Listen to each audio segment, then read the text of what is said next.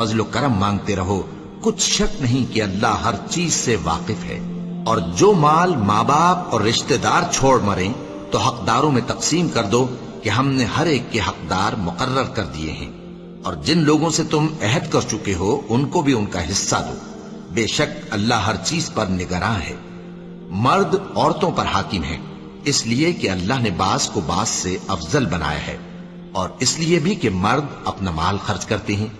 तो जो नेक बीबियां हैं वो फर्माबरदार होती हैं, और उनके पीठ पीछे अल्लाह की हिफाजत में माल और आबरू की खबरदारी करती हैं। और जिन औरतों की निस्बत तुम्हें मालूम हो कि सरकशी और बदखुई करने लगी हैं, तो पहले उनको जबानी समझाओ। अगर न समझें तो फिर उनके साथ सोना तर्क कर दो। अगर उस पर भी बाज ना आए तो जदोकोब करो। फिर अगर तुम्हारा कहना मान लें तो फिर उनको ईजा देने का कोई बहाना मत ढूंढो।